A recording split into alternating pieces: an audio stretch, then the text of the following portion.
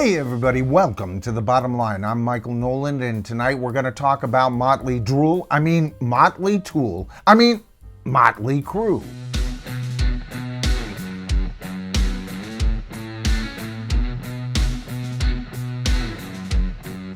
Alright, I've had my fun with this band's name over the last year, that's for sure, but you know what, I can't think of another band more deserving of such an honor. I mean, we've covered this band's hijinks last year, high and low, and I gotta tell you, I really hate this band on so many levels.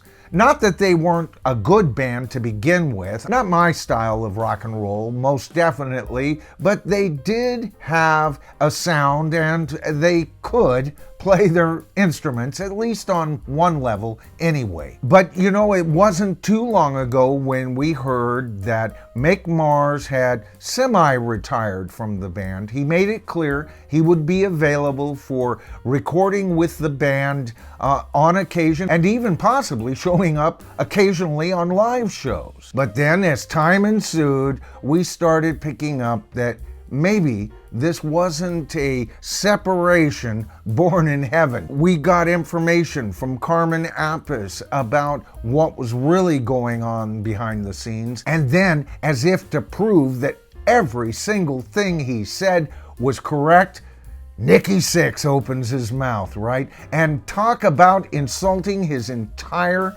freaking audience while he was doing so. I've covered these, I'm not going to go over those again tonight, but I tell you, this band has almost nothing left in the tank. But as of today, we get information that Mick Mars is suing Mötley Crüe. About damn time, if you ask me. Only one of the things that he is suing this band over is money, of course.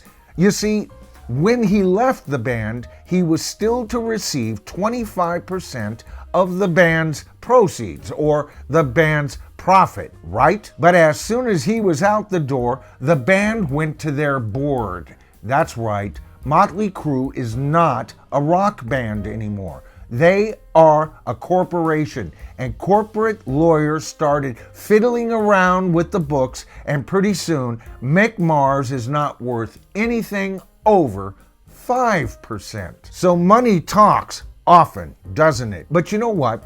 The reason Mick Mars left wasn't just because of his physical condition. He has problems physically these days, and it is tough for him to show up and tour. But he had already made it clear that he hated performing with backing tracks. And even Nikki Sixx has said they have used backing tracks to enhance the sound. You know what? That's what they all say these days, don't they, folks? It helps us to perform.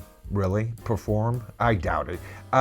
In a way that our audiences can hear the music as they hear it on our albums. We only do it for our beloved audience. Liars. What a sack of shinola that is. We all know why they're performing to backing tracks. They've lost their edge. They shouldn't be playing live, and it's the only way they can bilk us out of billions of dollars every year. Maybe not billions for Mötley Crüe, but hundreds of millions, I guarantee you. And now Mick Mars is stating that Nikki Sixx hasn't played bass live for quite some time. When you go see this band, Nikki Sixx isn't playing anything in front of you.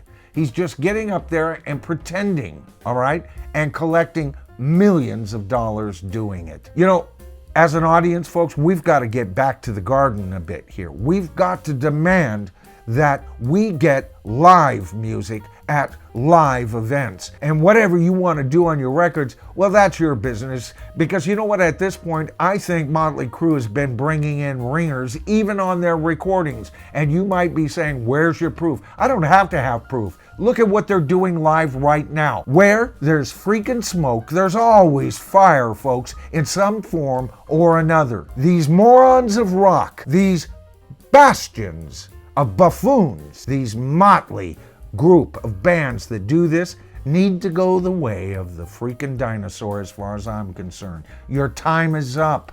Lay down, die. We'll kick the sand over your body and say thank you for showing up. Now, this isn't the only news around this whole thing. Of course, Kiss has been in the news, with Ace Frehley swearing to God he's going to spill the beans on Paul Stanley. I don't know what he could spill at this point. We all know Paul Stanley lip syncs. We've seen it on YouTube, right? Hell, the bass player's waddling his fat ass out on stage. He can't even stay in shape for you guys anymore. But you know what? This is what happens with these bands, see?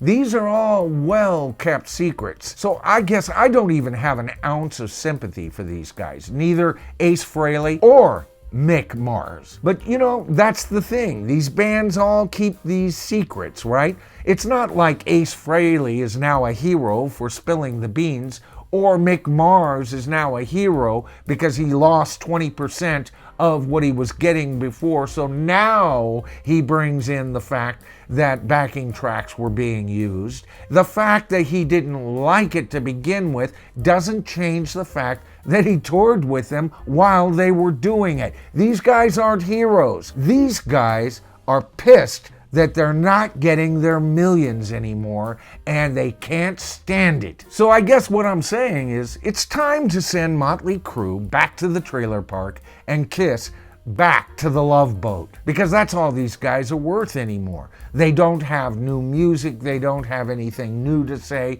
they're just crotchety old farts on stage, not doing what they're pretending to do. All right, I need to settle down here. Hey, listen, if you enjoyed the video, all I can say is give it a thumbs up, please. That helps the YouTube algorithm.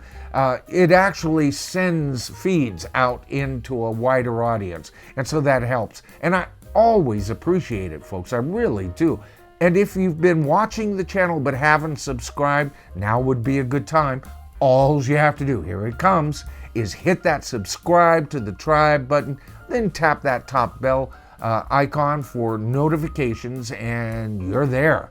All right, I'm Michael Noland, of course. This is The Bottom Line. And together, folks, you and I, we become the tribe. We are the tribe. I'll see you in my next video.